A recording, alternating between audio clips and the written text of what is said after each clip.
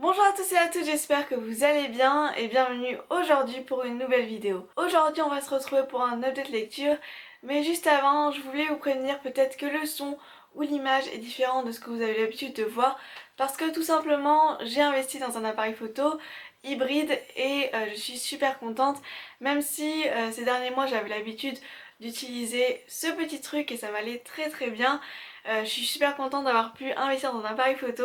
Je sais pas si c'est une bonne chose pour vous de me voir en HD. En tout cas, moi je suis hyper impatiente de vous filmer de nouvelles vidéos avec ce nouvel appareil. Passons au sujet central de la vidéo qui est un update lecture et je vais vous présenter les 4 derniers livres que j'ai lus. On commence tout de suite avec Un palais d'épines et de roses de Sarah J. Maas. C'est un roman young adulte qui reprend l'histoire mythique de la Belle et la Bête mais qui va l'enrichir et le complexifier avec des personnages et un univers inédit.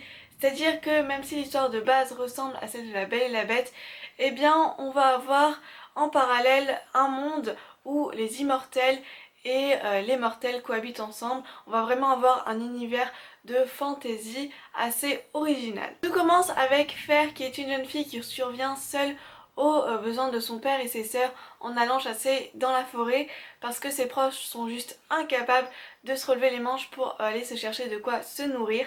Sauf que un jour, elle va tuer un loup qui n'est pas un simple loup, mais un grand faé. Un grand faé, en fait, c'est une créature immortelle dotée de pouvoirs magiques, dont le pouvoir de métamorphose. Et un soir, un grand faé va venir frapper à sa porte et demander vengeance.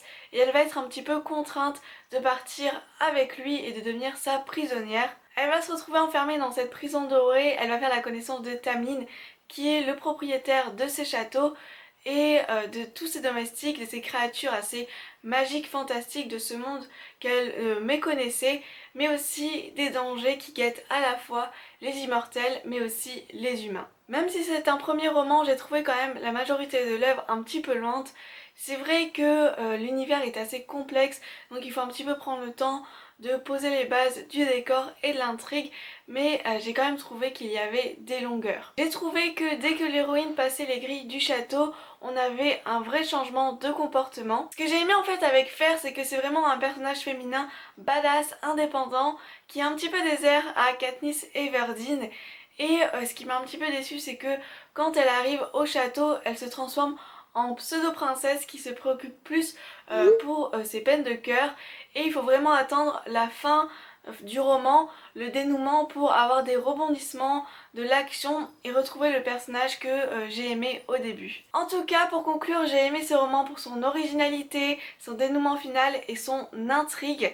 Et je suis vraiment impatiente de découvrir le second tome, même si je vois arriver à grands pas un triangle amoureux et que je déteste ça, mais j'espère vraiment que la romance ne prendra pas le pas sur l'intrigue principale. Maintenant je voulais vous parler du gros coup de cœur que j'ai eu dernièrement. Il s'agit de Comme par magie d'Elisabeth Gilbert. Je ne connaissais pas du tout cet auteur et ça m'a vraiment donné envie de découvrir un peu plus ses œuvres et notamment son roman Mange Prix M qui a été adapté quand même au cinéma. Comme par magie en fait c'est un livre de développement personnel qui va se centrer sur la créativité, comment en fait vivre avec sa créativité sans la craindre, comment voilà avoir une relation si je puis dire harmonieuse et sereine avec cette créativité. L'auteur va nous expliquer comment l'aborder, comment l'appréhender et elle va s'appuyer sur son expérience personnelle, c'est-à-dire sur son processus d'écriture, comment elle va écrire un livre. Mais attention, ne vous inquiétez pas, elle le dit elle-même, ce livre n'est pas totalement réservé aux personnes qui veulent écrire un roman, mais à toutes les personnes qui ont une activité, je dirais, artistique, créative ou qui ont un projet et qui veulent le mener à bien. C'était la première fois de ma vie que j'ai lisé un livre de développement personnel, donc j'apprenais un peu, je savais pas du tout à quoi m'attendre, j'avais peur de quelque chose un petit peu trop rigide, un petit peu trop académique, mais avec Comme par magie c'est pas du tout ça. En plus d'aborder le processus créatif sous un angle assez inattendu et original, l'auteur va vraiment agrémenter son raisonnement et son mode de pensée avec des anecdotes personnelles ou plus générales autour de la création ou de la littérature. C'est motivant, captivant et vraiment presque magique à lire et je sais que le livre est pas loin dans ma bibliothèque et quand j'en aurai besoin, je pourrai le reprendre et relire certaines pages. Donc c'est vraiment une œuvre que je vous conseille à 3000%. Après le roman fantasy et le livre créatif, je voulais vraiment vous parler d'une romance avec des héros simples et vrais. Il s'agit de Eleanor and Park de Rainbow Rowell. Après Fangirl, eh bien je peux vous dire que Rainbow Rowell m'a à nouveau conquise avec ce roman. Pour faire court, cette histoire débute dans un bus en 1986. Park est un jeune homme qui essaye par tous les moyens de ne pas se faire remarquer. Il a son casque dans les oreilles, il écoute ses groupes préférés et il se cache derrière ses comics. Et un jour, une nouvelle va arriver dans le bus. C'est Eleanor et elle est ronde, elle a un style vestimentaire bien à elle, c'est-à-dire qu'elle porte des chemises d'homme et elle a une cravate nouée sur la tête et une magnifique crinière rousse. Et un peu par hasard, ils vont se retrouver assis l'un à côté de l'autre.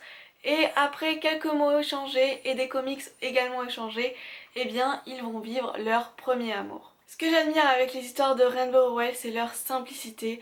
On a toujours une simplicité qui nous éblouit et nous émeut. Et aussi son écriture est délicate et elle s'attache vraiment aux détails. Et c'est vraiment ça que j'aime chez Rainbow Rowell, c'est qu'il y a toujours quelque chose de délicat, même si elle aborde toujours des choses vraies et parfois dures. Car Eleanor and Park, pardon, c'est pas seulement une romance entre deux adolescents, il y a aussi des sujets plus profonds qui gravitent entre ces deux personnages, comme le harcèlement scolaire, la violence conjugale ou encore la précarité. C'est un livre que je peux que vous conseiller encore, c'est une romance sans clichés avec des personnages très attachants. On termine cette vidéo avec un classique. Après avoir adoré Au bonheur des dames, j'avais envie de découvrir une autre œuvre qui s'éloignait de ce qu'on pouvait connaître de Zola.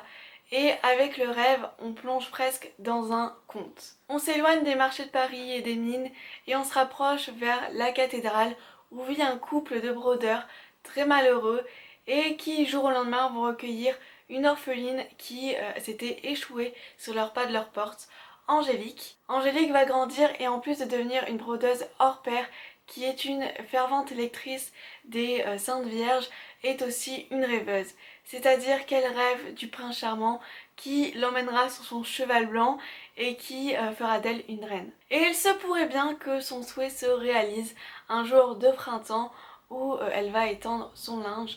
D'ailleurs c'est un passage que je vous conseille de lire parce que j'ai trouvé cette scène de rencontre juste magnifique, mais promis, je n'en dis pas plus. Avec cette œuvre, Zola est vraiment là où on l'attend pas, parce que sous un fond parfois très explicatif et religieux, avec des passages que moi j'ai quand même trouvé assez indigestes à certains moments, on a une histoire qui mêle à la fois le conte de fées, mais aussi la tragédie shakespearienne, parce qu'on a vraiment une romance qui ressemble à celle de Roméo et Juliette. J'ai eu la sensation que Zola s'amusait beaucoup dans cette œuvre, parce que on a plusieurs réflexions du narrateur qui se moque un petit peu de l'insouciance de ses personnages, ou encore il y a une écriture vraiment très hétéroclite. Et ce qui est vraiment intéressant, c'est aussi le titre de cette œuvre, parce que finalement cette histoire c'est un rêve, et même si on sent que la réalité est pas loin, on a toujours l'impression d'être dans un rêve et qu'on peut pas s'en détacher. Donc si vous voulez découvrir une œuvre assez différente de ce que Zola a pu écrire, eh bien je vous conseille vraiment Le Rêve. Cette vidéo est terminée, j'espère vraiment que ça vous a plu. N'hésitez pas à me dire quelles ont été vos dernières lectures et si vous avez lu l'une de ces 4 œuvres, dites-le moi aussi en commentaire.